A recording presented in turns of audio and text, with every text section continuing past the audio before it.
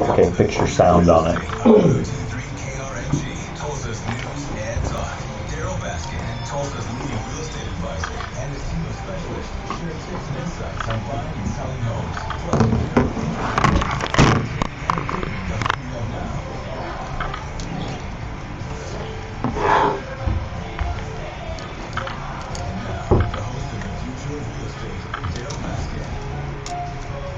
Good afternoon.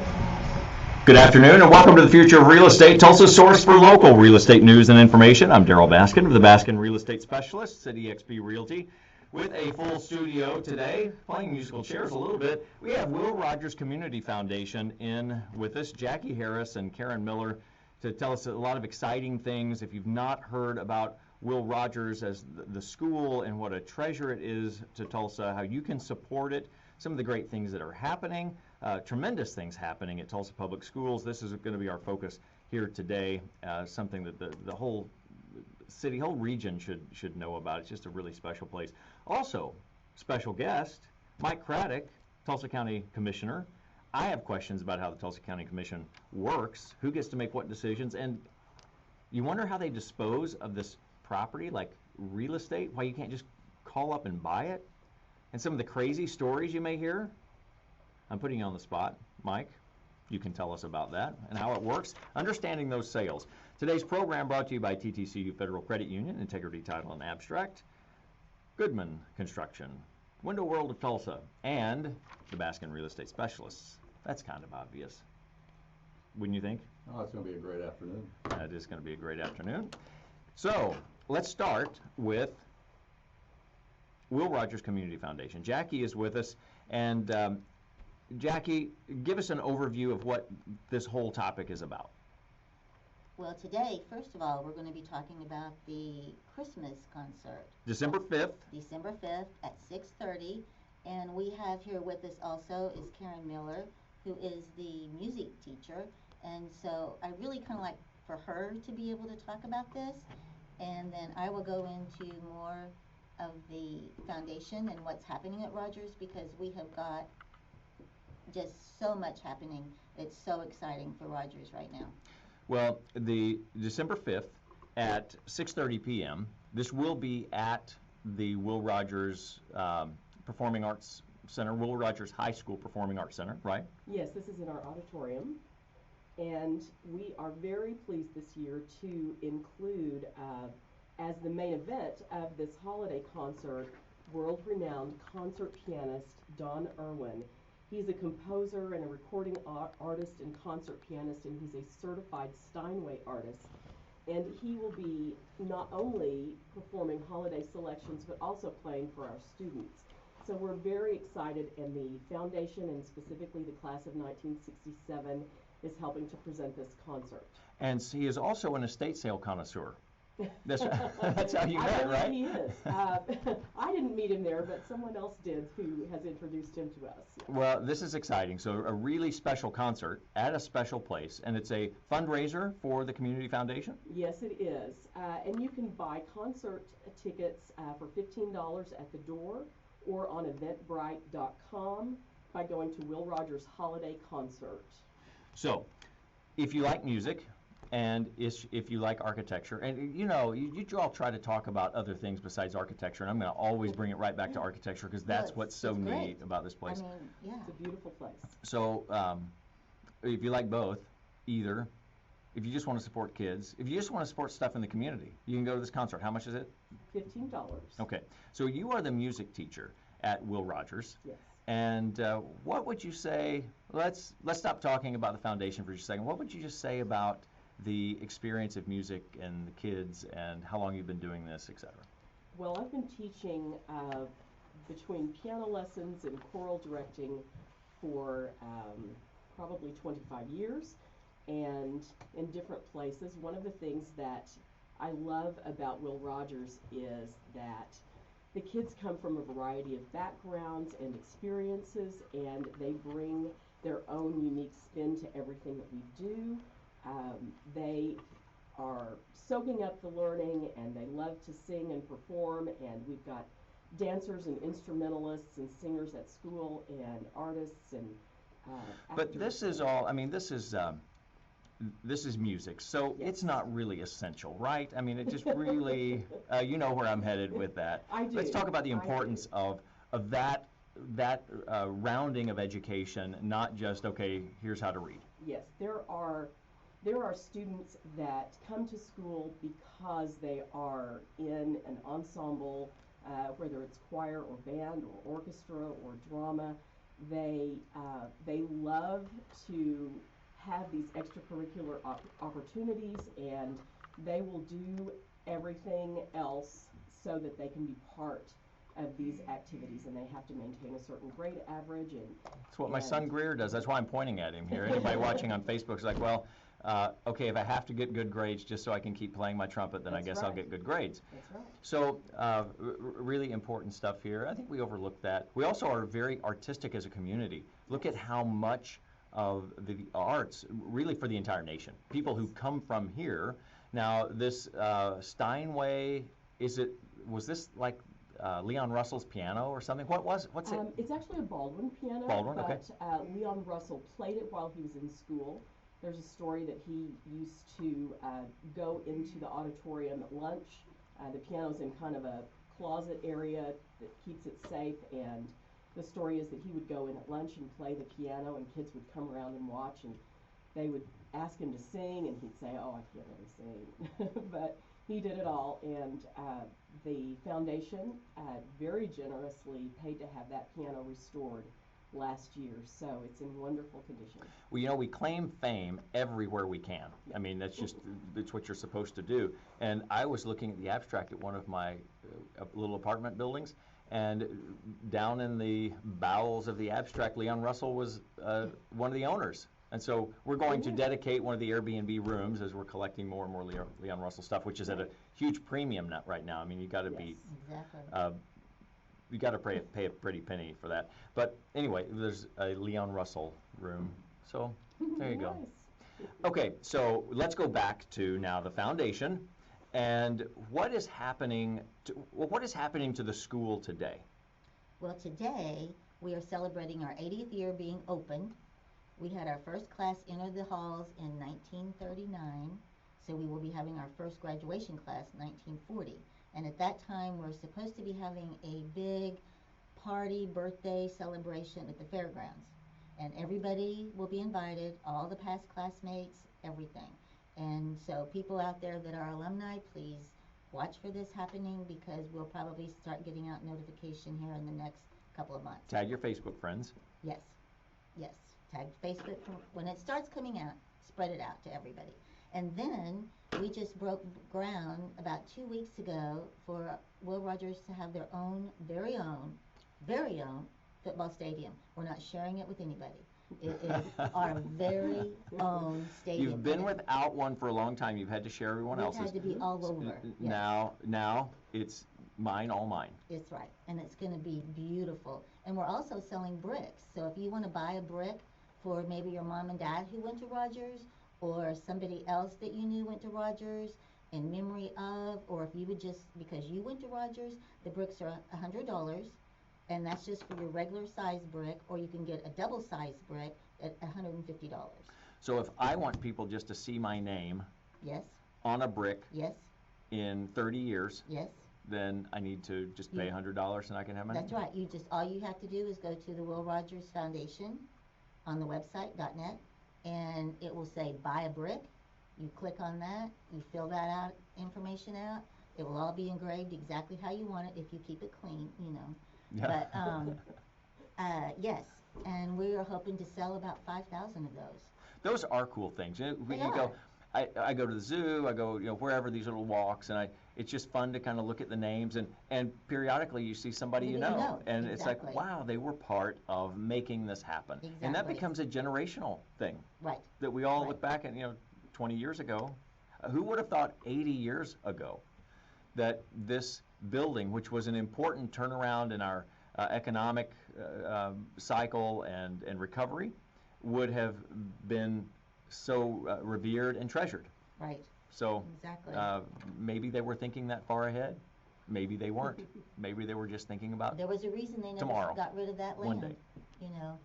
So, What was the story about it? I mean, well, do you know? it was always our field. I mean, I can remember playing field hockey, which, I don't know if anybody remembers how to do that, but anyway, you had a ball, you kicked it around kind of like soccer, but if you got hit, you were out type thing. So it's kind of like a Dodgeball soccer? field hockey, yeah, Yeah. exactly, which I love. I love doing it. But so, has this broken ground? I have Yes, not driven 2 by the weeks ago. school in a while. 2 weeks ago, we had we had a lot of dignitaries there, and yeah, they had all their little gold shovels, and they all scooped up some dirt, and Nice the photo op. The big tractors and bulldozers and everything are going to start next week. So this is located, if you're not familiar with Will Rogers, this is like fourth to Fifth. sixth? Fifth. Okay. Right. It's in And Pittsburgh. And you can't miss it. And the stadium is going to be on the west side of the school. And that's the eastern side of TU. Yes, it is. Yes. So, Yes. And You're- it's actually called Will Rogers Boulevard is the name of the street now also. I didn't know that. So, but there's a lot of other things going on. Besides selling the bricks, we're going to be having our Hall of Fame March the 27th. And I think that's right, 27th, 28th. But anyway, we are going to be inducting 6 new people this year. And I have a list of them that I can read off. And these are all past graduates of Rogers. David Finch, Linda Sellen Frazier, Frank Markham, Linda Barton Paul, Ron Woods, and Walter Stewart Yeager. And some of these go all the way back to 1954 graduates, 62 graduates. So if you would like to support them, also go on the foundation website and you can get a ticket to the Hall of Fame.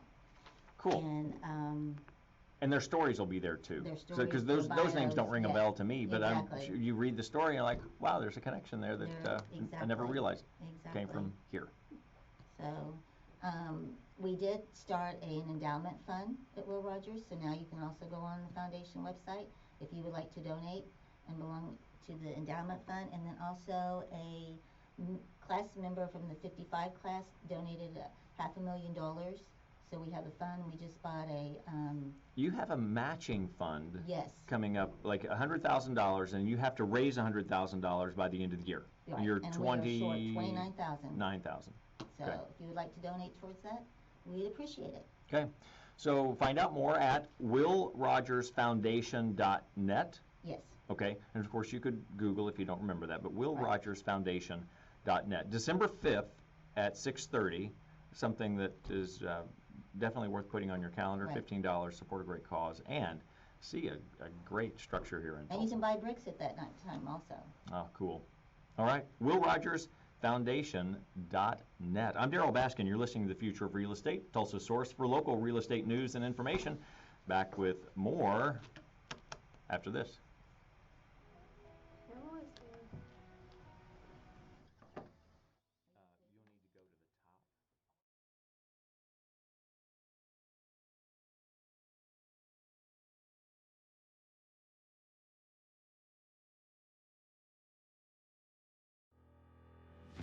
When quality and value matter most, choose Window World.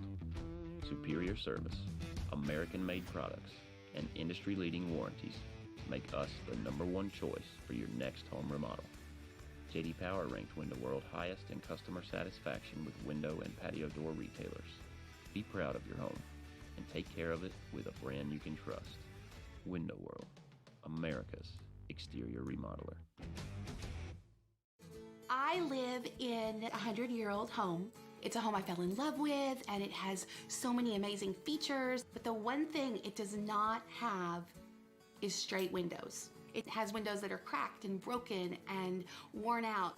I contacted Window World. They came in and put these brand new, amazing, incredibly beautiful windows into my home. From the outside of the house, they match the exterior perfectly. It looks like they've always been here. Now the windows are the jewels in the home. Window World, from the beginning to the end, they met and exceeded every expectation I had.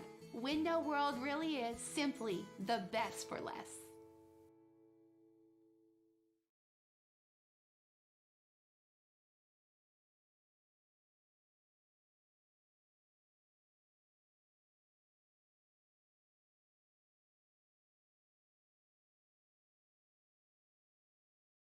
small segments. Okay, Type thing. good. I'll just get it to you and then we'll go Thank from you. there. Thank you very much. Yes, please, thank you. Now, I think it did. let's get, yeah, it did sound good. Yes. I'm gonna take some of those and pass them out wherever we go and hang them up and. You will let me start. One address, thousands of homes, homeguidetulsa.com. I'm Daryl Baskin. You're listening to The Future of Real Estate. Tulsa's source for local real estate news and information. 2824 North Juniper Avenue, stunning home near shops and the Broken Arrow Expressway. I think we're in a good spot because, when people come back a second time and they say, hey, you're one of our favorites, now we're narrowing it down like the top 3, then that's the good spot. Like, right? The only better spot is we're going to write a contract for full price, no closing costs. No financing. There you go. Hear from my real estate friend, Mike Craddock. One address, thousands of homes, 2824 North Juniper Avenue. Shop the entire MLS in one place, homeguidetulsa.com. That one, by the way, is 2,653 square feet for the county. Actually, that one's on an appraisal. 4 bedrooms, 2 full baths, 1 half bath, and a 3-car garage. Plus, All we're right. having an open house there. Oh, you are? Is that why it's on my list? Yes, we're having Okay. an open house there. 2 to 4 tomorrow. Before Sunday. Sunday. Right. All right, good. Pamela's with us. Welcome, Pamela. Hi, thank you. I'm glad you made it through the terrible traffic, which didn't exist. You probably just left your house late. I'm not going to tell you my reason, but it was good. It's a good reason. At least we don't do it. We don't do it on air. I mean, we're not going to. Pre-Thanksgiving traffic. Yeah. So it's time to talk about the property sale process. You want to tell us about that? Mike Craddock of the Tulsa County Commission Chief Deputy. This is really impressive. Chief Deputy County Commissioner, District 1, which means you're like the Vice President of the County Commission? He's definitely the top dog. No, yeah, yeah. What does this mean? I'm digging around, kind of making fun, wondering what is the hierarchy? How does this work? We vote for these different positions, and you're politically active. Most voters don't fully understand it, and yet many times we're a little embarrassed to ask. It's like, okay, I'm 49 years old. Shouldn't I know this? Okay, no, it's okay. Yes, it's good. No, Tulsa County form of government. In Oklahoma, as you well know, there are 77 counties. There are 3 county commissioners per county, and this is all per state statute. So every 2 years, either 1 or 2 offices are elected. Commissioner Karen Keith, District 2 is coming up for election this next year. So every three county commissioners, they actually sit on what we call the Board of County Commissioners. That is the voting members and the elected officials that vote on every item that comes before all the employees at Tulsa County. Any contracts, anything that comes through. Say that again. All contracts, all bills, all payments, money coming in, all goes through the Board of County Commissioners for approval. And what county government does in Oklahoma is actually we are the bill collector for the state of Oklahoma on the county. We receive all the funds. So this is property taxes in particular? Property taxes, all types of taxes. You've got your ad valorem, which is property taxes, and you have multiple fees and taxes that come through. County government, according to Cindy Bird, the state auditor, is one of the best forms of government when it comes to accountability. And actually, when you look at things like transparency, is very, very strong. But what quantifies that? Is it just because our county government is working well, or is she saying county government is the best form, period, as a structure?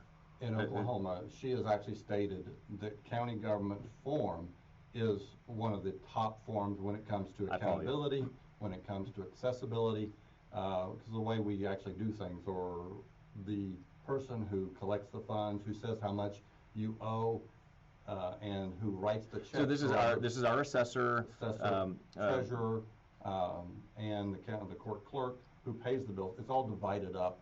And when you look at accounting, you have a division of services, and you don't have one person or one small group making the decisions on how much you owe, how much we're going to collect, and what we tell you or what we're going to do if you don't do that. So that's just a quick overview of county government. How's our budget doing right now? Overall, because the economy is doing well, Tulsa County is doing well. And most of our county budget comes from property taxes, ad valorem taxes. Correct. So is there another form? There are multiple forms, but the main source of funding is through the ad valorem taxes. But there will be highway funds that come through that goes to the engineering department for major highway and bridge construction projects. And there will be other little fees and so forth, but the main revenue source is the ad valorem tax. I'm dealing with a Facebook Live issue. If you want to watch this on Facebook, you can Facebook Live. Can Yeah. While I'm talking? And just You actually could, and then you would drift off, Right. and you wouldn't know your next question, just like me. Well, because we're sitting here looking at like a blank screen now. Who knows what's doing? Well, that's why I have the face for radio. So I'm also delaying this topic. I don't want to talk about how the property sale works yet, because we've only got like a minute and a half. Okay. And there's too much to talk about in that process. So I think what I want to touch on is a lot of these things that are taking place. We had the juvenile ran into at the Juvenile Justice Center. What are we calling it? The Family Center for Juvenile Justice. So we had a really big problem. I talk about CASA, Court-Appointed Special Advocates, and how these are neglected and abused children, or cases of suspected neglect and abuse, and you end up with this child who is going into a court, an intimidating court process, who's having to be in the same room. This is the old setup, in the same room with the person who's possibly abused them, and this is like super traumatic. And you've got judges that are, in these literally moldy back rooms, trying to deal with all of this juggling and the full docket, and get attorneys who need to have some privacy with the people that they're trying to protect. And heck, I don't even like to have public or conversations at a coffee shop about contracts when I'm, selling a house. So I go out, I'll sit in my car for that. But so we had these really big issues. This new juvenile justice place is just amazing, and I was so happy to go through that and realize that we have this now for our families, and both the positive experiences and the ones that are more challenging. It's a great place for us, and thanks for your work on that. Oh yeah, and I really was not involved, other than I was the broker before I worked for the county that was part of the transaction. You found a really good spot. Great spot. So something I noticed that's happening here is we have a consolidation of the locations for where many of these important social services are being offered. And I think that's good. We don't think about it too much, but how much time is lost going back and forth. The old one was across the river, and transportation for people is challenging. So anyway, good stuff. I was excited to be there to see it. When we come back, the property sale process for the county real estate. What happens? How do you buy it? Why is it the way it is? With Mike Craddock after this. You're listening to The Future of Real Estate.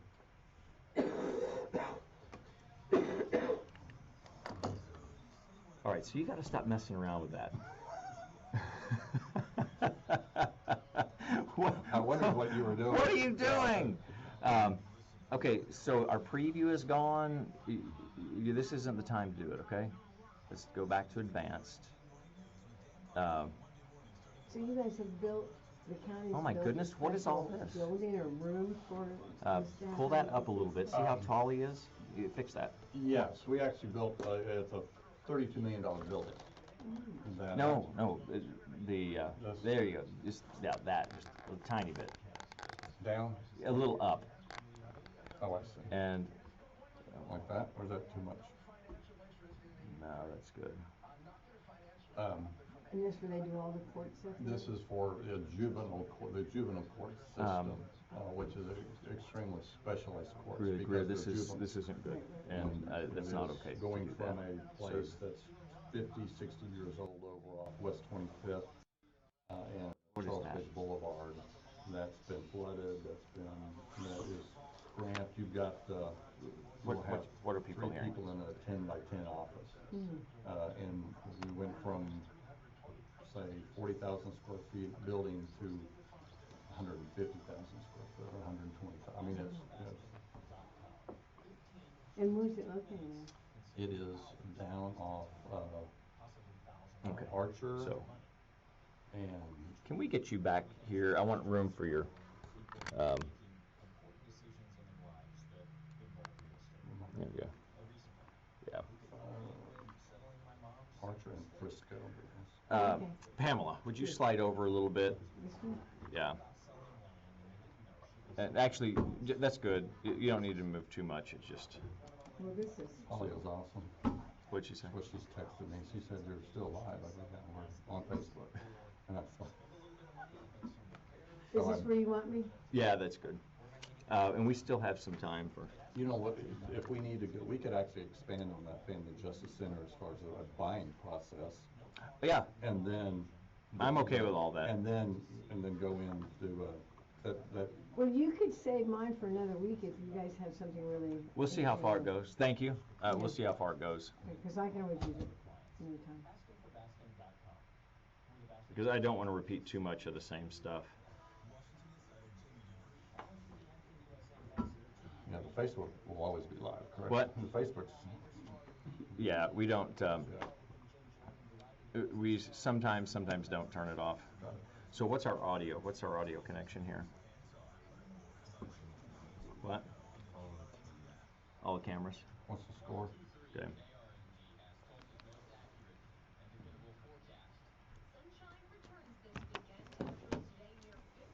Okay, my granddaughter's flying in. Look at this. Are we back on? So Facebook? all of our Facebook friends. Are we back we're- on Facebook? Yeah. So here's Greer. Say hi, Greer. Greer gets paid for this, so that's why we have to put out a good feed. Yeah. And he's so excited about doing it, you can tell. Actually, he gets really excited about sending me a bill. He texts me a bill. Do you Venmo? That's kind of nice. One address, thousands of homes, homeguidetulsa.com. And I'm going to have this one open in Owasso tomorrow, 9314 North 138th East Avenue in Nottingham. It's the hottest part of Owasso, actually, the heart of Owasso. There's a lot of development in Owasso, and it gets really, there's like suburban Owasso now. It's really gotten a lot larger than it was a long time ago. And now Nottingham, you get places like this, and they're central, so it's just like a half mile away, you're at Sam's or Walmart or whatever you need, grocery store, and that's where this one comes in. So it's all that luxury, all the size and style, classic style. 3,509 square feet for the county courthouse, 4 bedrooms, 4 full baths. I was recently showing some houses, and we'd find lots of 4 bedrooms, 2.5, 3 baths, maybe 3.5. But what about like that extra shower? You got the kids and they're running late. You don't want it to share because you got a mixture of kids. That's when you keep peace in your family, is have everybody have their own bathroom. That's There's right. more fights over who gets to use the restroom. Well, and they all understand. This is where parents, I think, are failing their children. They all get to understand what it's like to clean a toilet. Here's your toilet. Here's your toilet, and they learn good hygienic habits. How's that that way. working in your household? Well, I'm just there's asking still for- we don't have 10 toilets. So I couldn't afford 10 toilets, but they do take turns cleaning the toilet, right, Greer? So he did no response there. 3-car garage, built in 2003. It's in Owasso, and I'll have it open tomorrow from 2 to 4. So that address again, 9314 North 138th East Avenue, homeguidetulsa.com. I'm Darrell Baskin. You're listening to The Future of Real Estate. Today's program brought to you by TTCU Federal Credit Union, Integrity Title and Abstract, Goodman Construction, Window World of Tulsa, and the Baskin Real Estate Specialists. In studio with me, besides Pamela Wright, who's at the Baskin Real Estate Specialists, we have Mike Craddock, Chief Deputy County Commissioner, District 1. And what is most interesting to my listeners right now? We said we're going to talk about the property sale process. So excess property, county taxes, your ad valorem taxes, your property taxes, they're not paid. And it goes through a sale process. Right, and then that actually will be a whole different avenue, but the treasurer would actually deal with delinquent So that's not taxes. even That's you not don't even deal with that at all, correct. even though it's a county process. That is correct, but their process is basically the same as our process. They have a little bit different statutory requirements, but Well, sometimes I do get people call and they say, well, something funny was going on. Like something underhanded. And my general response is, well, it's really hard for anything like that to happen because there are so many different entities looking in on the process. Explain the process. you know, in county government, we are governed by like the state statute directly, which is Title 19 of the state statute, and the laws are very specific on what we can do. If the law doesn't say we can do it, we can't do it. So we have to actually follow that state statute, and the biggest thing we have to deal with, if we have a piece of property that was purchased years ago, if it was a excess right-of-way, if we built a roadway and we have excess property we don't need, we will actually have to go through a surplus property procedure. So that's how we end up with some of this. You purchase an entire parcel so that you're not splitting up someone's land, and because they say, look, I don't want half my land, I want all of it or Correct. none of it. Yes. And so you end up having to purchase it all. Correct. What happens to keep me from getting the short end of the stick, like you're buying my property through eminent domain or something like that? What protects me as an individual? Because I can see everybody else, like thousands of people saying, oh, this is great, you should just sell your land, you single property owner who we don't care about your rights anymore because we want this public project. And yet there are things in place that protect me as an individual because my voice may be one. That is correct. You know, the state statutes are very landowner, property owner friendly. They are not in government entity friendly. In other words, we just can't go talk to Bill and Betty, Sue and Joe and say, hey, we want to buy your property, and we're the government, and we're just going to take it. We actually, if we go and need a project, one, it has to be for public purpose, and these are all state statutes driven. It's got to be then appraised. It has to be evaluated, and sometimes you don't need to do a full-blown appraisal, but evaluated. And then you actually have a market value that has to be done on that property. And So you have to pay market value. Oh, absolutely. Yeah. But What if I dispute that? You can. And eminent domain is a process that both entities, the government entity and the property owner entity, both have rights to say, here's the value of the property. The property owner, if he doesn't like the value, they can actually protest that value. If the property owner was able to get a higher price, the government entity can say that value's too high. Both entities have the ability to say, we want to take that to court and let the court negotiate, and so both sides are protected, so neither one is going to have an upper hand. And that's a good thing, especially for property owners, where they feel that they can say, I don't want this big government overlording me and saying, hey, we're here, we're going to take your property. They have to pay fair market value for it. So what prevents me, let me be skeptical for a moment, I'm good at that. What prevents me, because I know you, getting a special deal from the county on eminent domain, and I get a better price? Again, it's the state statutes, because they're built-in protections for both sides. And if there is anything like that comes along, there's oversight by, especially on the county side, the Board of County Commissioners. You have 3 additional people that are going to say, we're going to look at that transaction. So there's all these built-in safeguards and multiple people looking at it. The bad thing for government is, and I've kind of joked that government's ugly and slow, but it's ugly and slow for a reason. Yeah. So we don't run property Roughshod. owners over. Yeah. And if, And I've been on the individual side a lot, and I kind of hear their cries of, wait a minute, this has been in my family, or it's being taken for this or that, whatever, and there are lots of arguments about it. But then at the same time, an article I wrote many years ago, it was around 2002, I guess. It was post 9/11, and we were so sad that we lost the World Trade Center, of course, kind of recovering from that, and yet there was also an eminent domain that had come up that, as I was researching, I found a case out of like Massachusetts or something, or off. it was something in Seattle, Okay. where they had taken for public transportation, and then they didn't use it for public transportation, which was criminal in my opinion. And then they didn't give it back to the people or offer for it to go back.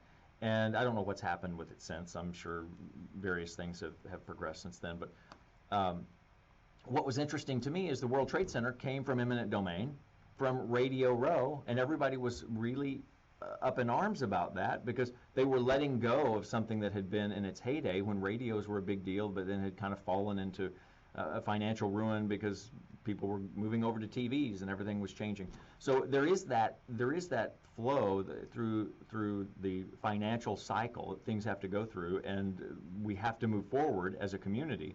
And finding a way to do that is not running roughshod or harmful to individuals without giving them their say is, I think, so important and often misunderstood by people, because you and I deal with this on a regular basis.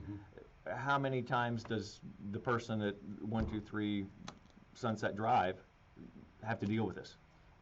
Unfortunately, probably rarely. What I see is we look at very myopic. We're seeing what we deal with right now. I look back at the land that we are needing for public projects now. Well, 30 years ago, it may have been a field. 50 years ago, it was a pasture. 100 years ago, the Indians were roaming, and the Native Americans were running bison and so forth. So the progress as we've gone, there needs to be a fair process. So when the state's constitution was instilled, especially in Oklahoma, a very progressive state, is we said we need protections for property owners. So our state statute, unlike other states, is very protective, and court cases have solidified that protection for property owners. It's interesting that you use the word progressive, and many times people don't think of Oklahoma that way. Correct. But what I find so interesting is being progressive is very well defined as protecting the very rights that make us such a great country, which can slow us down. Correct.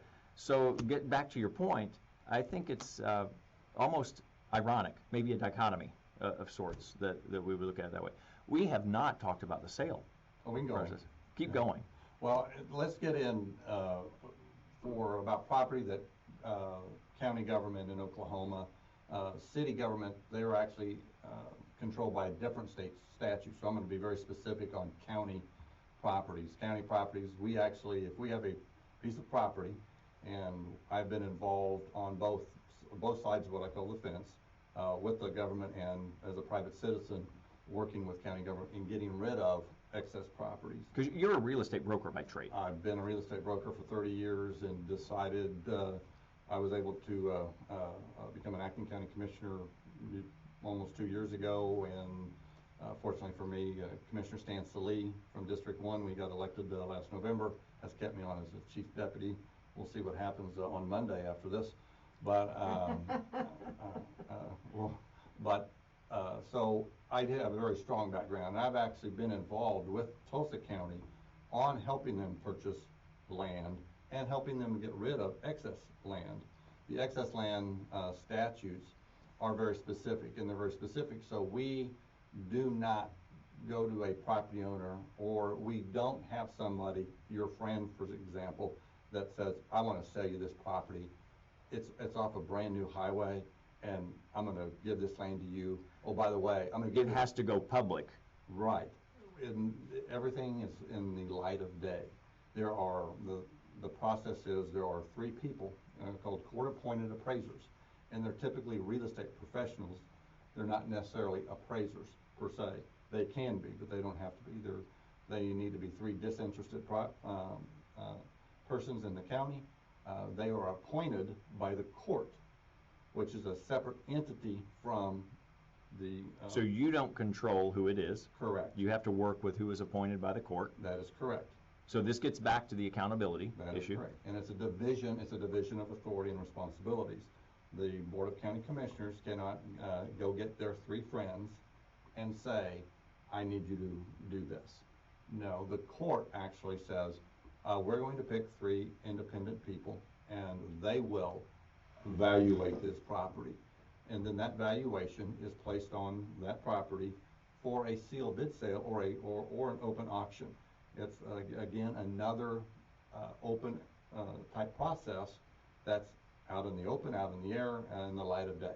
I often remark, and if I've had one call, I've had 200 of them, about someone questioning the process, and I didn't know, and whatever. And, well, what happens is you don't know because you're not checking the records, and you're not looking at the notices that come in the mail, the signs that are posted, the meetings that are available through, that are broadcast over cable, and the things that are online.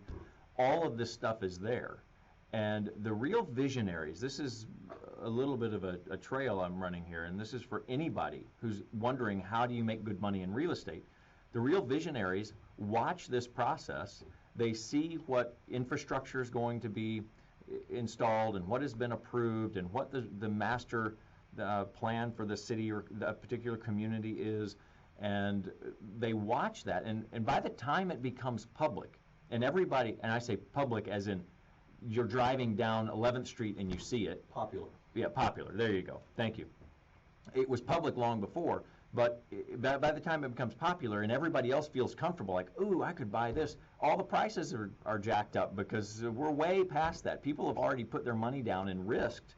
And that's why I think that's why I know that there's this disconnect sometimes or misunderstanding. People are like, well, if I had known that, well, it's a job. It's really a job to go to this is why It takes work. brokers go to these meetings at 5 o'clock and they go for 2 hours and you're watching what the city council does and you're reading the logs. And if you know somebody who does this, make them a very good friend because they can help you out with understanding what's happening and where the trends are going. And we see stuff, I talked about 61st and Peoria, about how it's long been this so-called bad area, and infrastructure changes have been made, and it's slowly moving this ball down the road, and we'll see probably in another 10 years, and people will be like, they'll forget all that. Well, absolutely, and the hard part is having the money and the foresight. You may have the foresight, you may have not the money. You may have the money, but not the foresight. Yeah. So a lot of times partnerships are great. If you have a visionary, like you mentioned, or that has that foresight to say, hey, there's an avenue here that we can get property at a reasonable price before it happens. Because once it's happened, it's no longer the low price. So the margin is gone there. And that's why you see these groups of people like moving together, because they're partnering to make these things happen in our community. So interesting stuff, and it's fun to watch. We do need to take a break. We're talking to Mike Craddock, Tulsa County Commissioner, and you're listening to The Future of Real Estate. Yeah, Chief Deputy Tulsa County Commissioner, District 1. Back after this, I'm Daryl Baskin.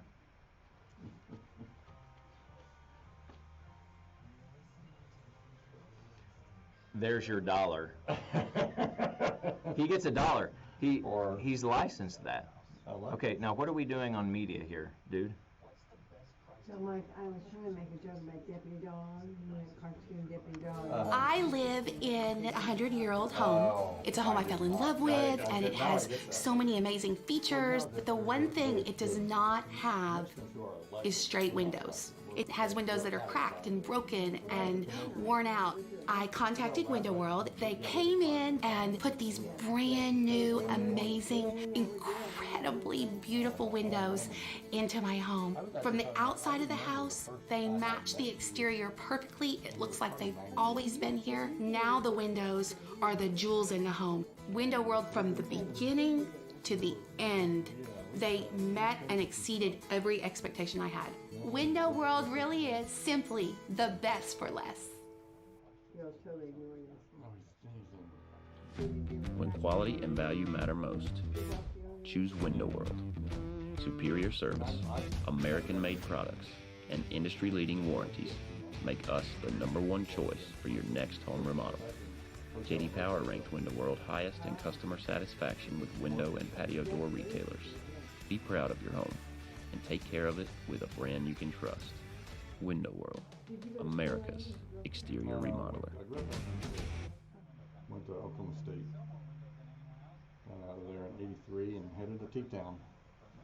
Married a year later. And Stay here. I'm going to do a real quick deal on 60,000 square feet times $15 a year, foot per foot, 5 by 12. That's $75,000 a month rent. 7,500. Said 75,000. 60,000 square feet. Oh, 60,000 square feet. Okay. Am I wrong? I'm not wrong on that, am I? Good. I'm looking at the State Farm building. You know, people ask about that. What is it? 60,000 square feet? Well, it's a total of 287,580. Obviously, you would get a better deal than. And you're trying to see what's the rent payment on that thing? Yeah. Oh yes, yeah. Or you could pay $360,000 per month. For a mortgage payment. Yeah. Well, it's for lease only Oh yeah. at the moment. Obviously, Yeah, because it's insurance. still State Farm's building. Yeah, insurance companies don't give up property, and they're huge property owners, developers, investors. That's a huge property. How many square feet is the whole property? Almost 300,000. 287,000. Wow, that's a lot. It's of about property. 10. Yeah, it's about 70 acres of land. Something like that.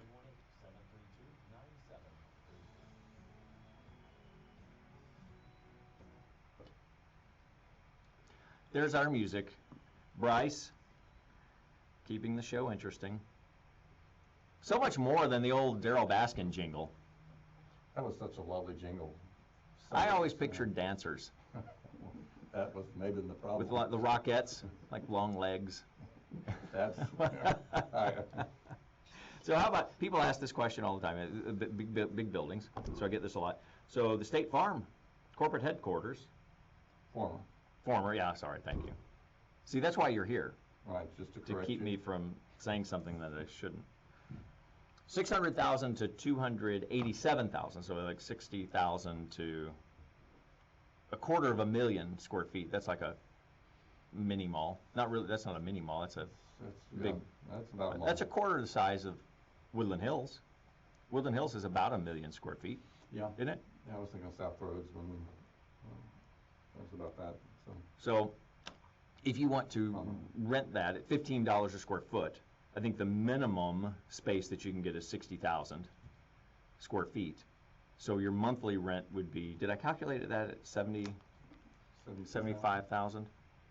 So let's talk about that for a moment. How price per square foot is quoted. Now in some markets, it's common that you quote it, this is commercial space, you quote it at a monthly rate. In Tulsa though, we do an annual rate, typically. So if you did $15 a foot times 60,000, times 60,000 square feet, then, I don't know what I did there. That's $900,000. Correct. And then you would divide that by 12, which gives you your lease rate of $75,000 per month. Correct. Yes, if you just choked, that's per month. Yeah. And So- and if you're a commercial broker like I was, we're very happy with those numbers. That's right, because this is a big structure. So when you drive by that, obviously now we could get you a deal. I'm sure that we could negotiate that down if you wanted to take the whole thing. Oh, absolutely. And if we You get could it- put in a dispensary. You could do the whole thing and have a dispensary. Yeah. You could have the world's largest dispensary, or You can grow all your plants there. you couldn't get enough power to that building. Now, power is an issue with growing, And because you have to have all the lights and the fans. Well, plus the building owner would probably say, no, we're not going to have that in this building. But if you bought it, can you imagine how much it would be like Orange County. We would have we would get a new name. If you grew that much pot. That you know so much about dispensaries, Daryl. Hey, it's part of my business to know these things for our commercial clients. I've got to say, well, this is what you have to consider if you're going to do that. So you'd have to have all this power, so we'd have to have a power plant. But there's space in the industrial park. We could put in a power plant. Oh, yeah. And there's plenty of power there. You know, out of California, they had the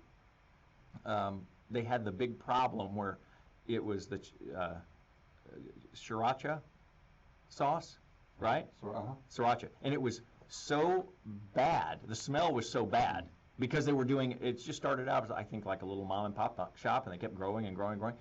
The neighbors, like, their eyes were burning. I don't know what it was. It was a big deal, and so we could actually have massive wrecks on the Broken Arrow Expressway if we were growing that much pot out of that building. Or everyone just chilled. I mean, Okay, so don't call us to make that a grow house. you know, All right, I'm sure let's find another use. It would have to meet certain standards. But if you're looking for commercial property, And so Asking. that is available right now. it is actually, and that I quoted, it's at $15 a foot.